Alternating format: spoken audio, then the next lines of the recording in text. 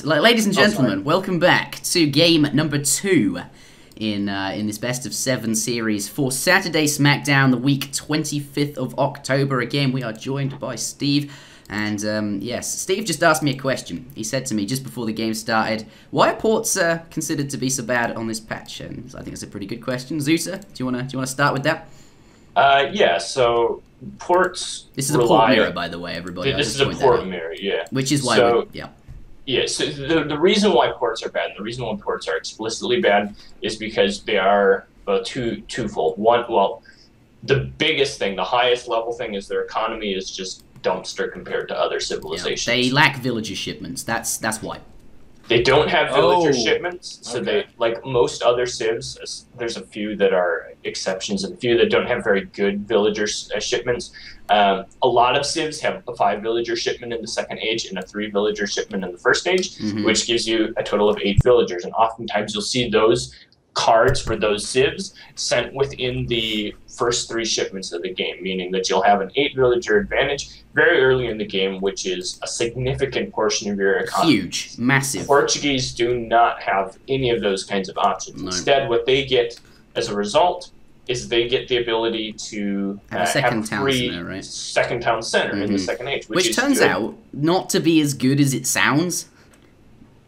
It's good to the extent that it gives you map control and it gives you a second set of Minutemen, but it's bad. They're fighting over to 90 food there, and Mitoe picks it up there. Oh, sniped.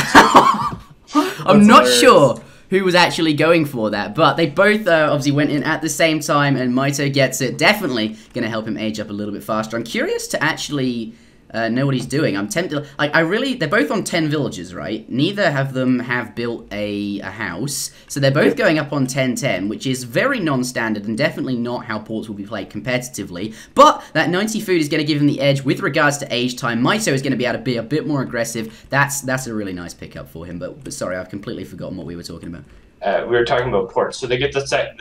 Well, okay. So 2 things happened while you were rambling. One, while they were stealing that treasure. While they were stealing that treasure, neither of you probably noticed, but Mitoe had like all of his villagers idle just standing here because he was focusing on getting that treasure. So though he got the 90 food treasure, he probably lost about 90 food with having just 8 villagers standing idle, not gathering for 10 seconds. Okay, to be he is exactly, we'll see it in just a moment, he's exactly 9% behind, or ahead rather, after all of that in terms of age, but go ahead.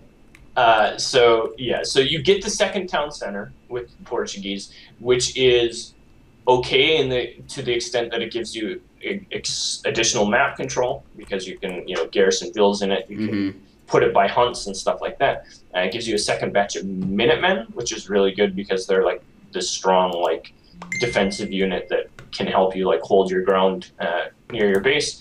But you have to, instead of just sending a shipment and getting 8 villagers like the other civs do, you have to invest 800 food into getting those extra 8 villagers, and they come out slower. So you have to think of it as you're more than just the 8 villagers behind. You're like the extra villager the second time of gathering that resources and having to train those villagers. And all of their units, their military units as well, of course, are making lots of villages. All of these things cost food, so ports are really map dependent because of all of this as well. So if you just don't have good hunt, and I mean good hunt, then it's actually really difficult to actually make use of the town center, because by the time you've caught up after training all of these villages, your hunts have ran out, and what do you do with a ton of villagers that can't gather because you're being contained?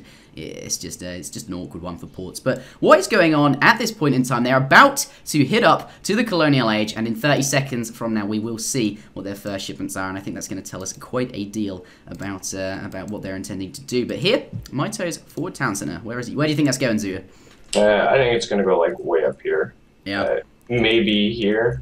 But, yeah, I'm thinking this too. Definitely close to the water. It can help defend that if possible. But they're both 10-10ing. They both have to be aware of this, right? Well, actually, I guess not. Mitoe might not know that.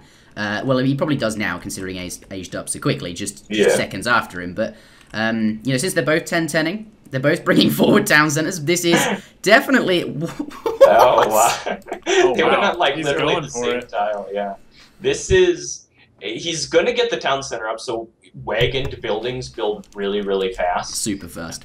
And so it's going to go up. He's not going to have to worry about like it not going up.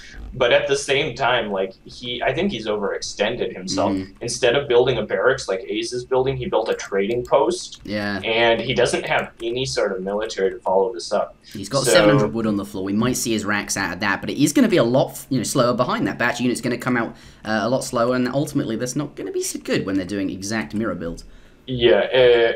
I guess the good thing that he does have going for him, of course, is that he can call Minutemen from this town center. Town centers have so many hit points. I mean, they have 6,500 hit points. They take forever to kill. I mean, a batch of 5 muskets or something like that, not going to immediately threaten. No, 5 crossbowmen, though. Even less so, a batch of 5 crossbow. Certainly not going to... 8 crossbowman shipment pops out of the town center. They're going to snipe off one of those crossbowmen. That's a pretty nice pickup. I guess it is only 1 crossbowman. It's not that significant. But does this tell us why he built a trading post and delayed his barracks then? He was intending to send this all along. And 8 crossbowmen out for Aizamk. So, no, actually, no, not at all. Yeah. It really sucks that... ports don't have a 3 hush shipment. Can you imagine sending a 3 hush shipment with this? It would be even stronger. But yeah, I don't know. I think Mito's just going to be slightly behind here in units, and he's going to be playing catch up. I'm not a big fan of the fact that he's making muskets either. So we'll have to see whether or not. I mean, like we said, he can call Minutemen here from the town center. I don't think the town center's in any immediate threat of dying. No, not at all. But I think he needs to transition more into a crossbow-heavy army. Yeah, Zuta, what do you think of those 3 pikemen he added in? It just seems like, well, I guess at that point when he trained them, he didn't know what building Mito had gone. But you're going to assume a barracks, right? I mean, yeah. Actually, to be fair, I mean, if you're going so crossbow-heavy, then the pikemen probably are a good idea if you don't know what they're actually making. But I don't think you can go stable though on a 10-10 Portuguese build. This is what I'm thinking. thinking. Going to get out like maybe 2 or 3 husks, and if you send 8 crossbowmen and make 10 crossbowmen, then you're going to have like, I don't know, 18 crossbows, and 18 crossbows by the time 3 husks is going to come out, it's going to be like no issues. So and husks are fairly easy to deal with in terms of you just make a couple of pikes or you make a couple of musketeers. There's so many colonial age units that you can make that sort of do that here. Yes, but call Minutemen, like you'd be fine as well. Yeah. Ooh, look at, wow, that's a fairly big army that Aizamk's managed to pull together in this short space of time. I'm not sure if it is the barracks going down a bit later here. Perhaps one of them's macroed slightly better. I mean, actually, Mito 2 villages. Mito just went with a more greedy build. He spent 200 on the trade post, isn't he? Yeah. His spice trade, really? Okay. Yeah, he's got spice trade and 700 coin now. So what do you think of that? I'm not so sure about that. I think he might have just set himself up for a loss. I mean, Ace has a lot of stuff here right now. He does. I mean, sending Spice Trade does put you, what, like 6 Musketeers behind compared to what Aizamk sent, 6 Musketeers. This Spice Trade isn't going to take effect. You've got a very small amount of settlers at this point in the game anyway. This is why, like, settler shipments are so good, because they're, like 5 villages. Compared to Spice Trade right now, when you're on a, what is it, a 23 villager economy, that's 2.3 villages, right? It's not so good. But, I think what Mito was thinking is that we've both done 10-10s, we're both playing very similar builds, and I think when it's a mirror matchup, playing slightly more boomy, generally, if the map allows for it, is better. And I think that may be what he was trying to do there. He thought, this is very similar builds, and I think if I send this and get away with it, that's going to lead me nicely into winning the game. But ultimately, it's he's going to lose that trading post and this barracks. That's a really big army. I don't know if he was ever setting himself up to be in that position, though. I mean, his opponent was shipping pure military. I mean, I think the grabbing the trade post in itself would have been enough. I think he overcommitted to the booming factor by getting a second trading post and shipping spice trade. I think it was just too much, bit off more than he could chew. And we'll see how many Hussar he gets out. How many does he have in queue? He has 4 Hussar in queue. 4, okay. So that could do. That could help him, but what is Aizamk's composition though? I can't it's see okay. It very well. It's not too bad. Yeah. He's got a lot of muskets in the mix, and although there are 5 Hussar out, they have to be pretty much perfectly placed. That this is where he wants to engage. Of course, Aizamk does have a larger army, but I think Mito is probably hoping that Blue will head towards his purple, where is turquoise, teal, whatever it is, town center, and he'll be able to trap him there with Minutemen, but ultimately not happening there. I think Aizamk being very aware of that, or perhaps choosing to go this way rather than that, and ultimately wasn't able to trap him with Minutemen. Now, we do have to mention that because Mito did go with this greedier build, if he does get away with it for the next 2.5, 3 minutes, he's obviously going to be in a much stronger position because he is going to have a stronger economy. He's going to have that spice trade working for him. all of that. So if he gets away with it, good. He's in a good position. That Rax never went down. Yeah, and I mean he's close to stabilizing. I mean well, actually he probably has just straight up stabilized. I mean. Yeah, he's got 3 less units military wise, which is not very much, and his economy is actually slightly better as well at this point, looking really good. I think there was a window there where Aizamk, just that spice trade didn't look so good for him, and actually now. Yeah, it could have been partially due to the fact that he decided to siege buildings with that many crossbows instead of just like trying to find villagers or the army and like force an issue. Pressure him off the hunt. He maybe made a misplay there in the regards that it would have just been better to try and find units. 5 cav though, now coming in here. Aizamk has spotted it though, he's going to bring them back towards his town, but he is already behind on villagers, going down another one there. Might be able to get 2 settler kills in. Aizamk losing the villagers, calling Minutemen to defend that. Okay, wow. Maybe...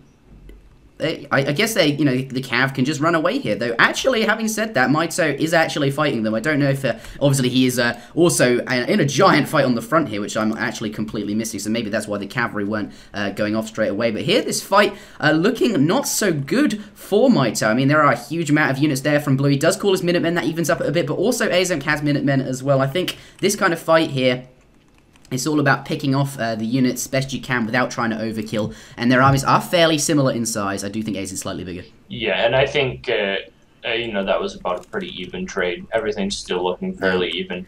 Both sides calling Minutemen.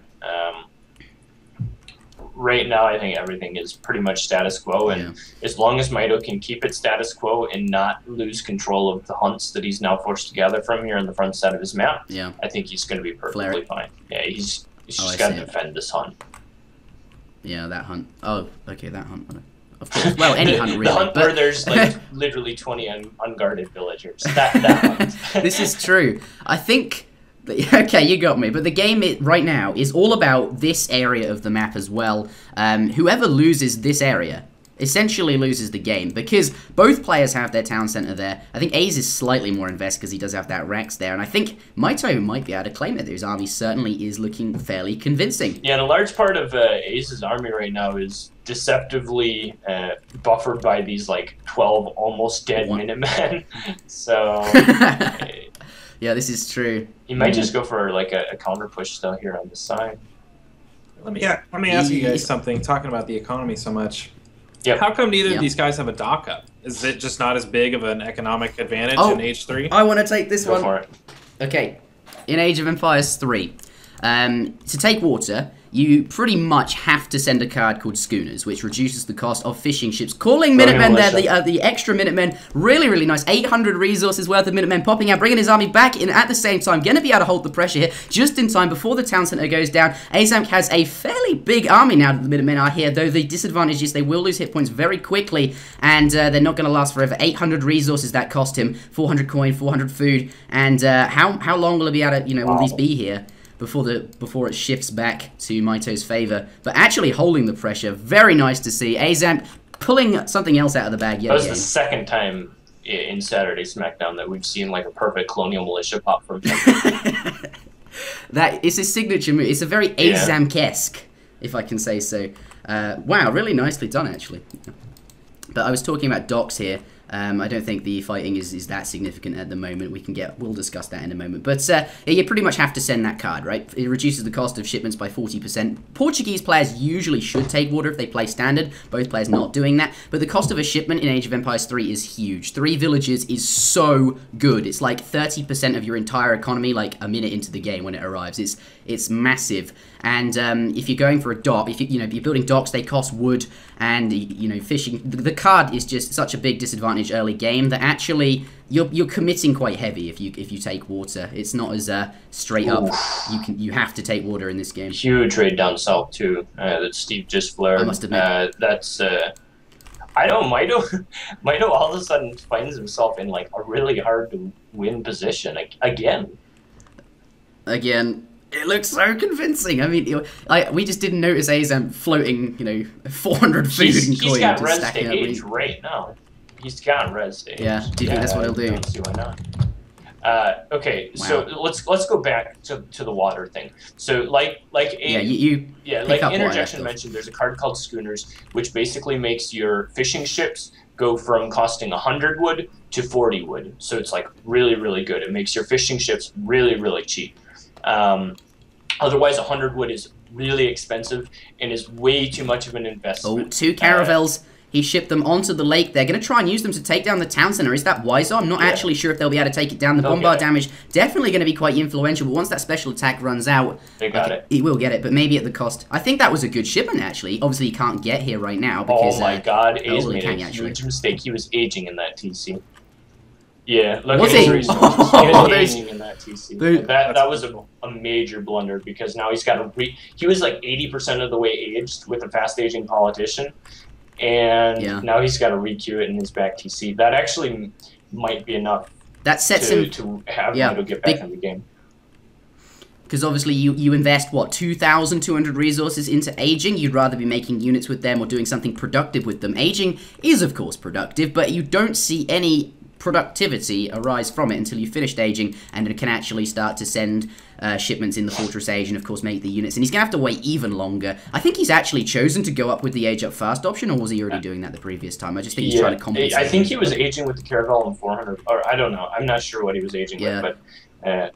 which would be so much better. Obviously, age fast is good too, but I don't think he wanted to. He wanted the extra stuff that you get for aging up. So worth it. And now he's found himself maybe in a bit of a tough position where he doesn't have any food left, and he's just lost a lot of villagers, and I don't know. What? This game, he went from such a strong position on Mito, the questionable spice trade shipment, ultimately paying off here. I mean, Aizamk said to me that I asked him, "Do you want to play today?" And he said, "I'm a little bit rusty. I will if people really want me to.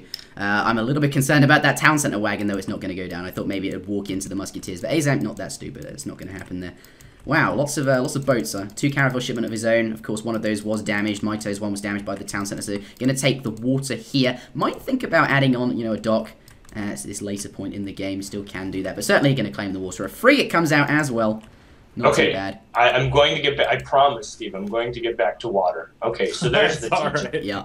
There's the GG. Looks like. This just gets there. It is, yeah. It's so fast paced. This Age of Empires 3 that's why it's one of my favorite games because it is a lot more fast paced than say Age of Empires 2 for example. But but all of the games absolutely amazing. But this is why I personally like this game. Anyway. Okay, so here we're gonna go again. Let's talk about water. Water. Attempt number 3. Attempt number 3 of why water is not so good in this game. So you have to send an Age 1 card Schooners, which, as Interjection mentioned, you have to ship in place of 3 villagers, which is an absolute huge boost to your economy in the very early portion of the game.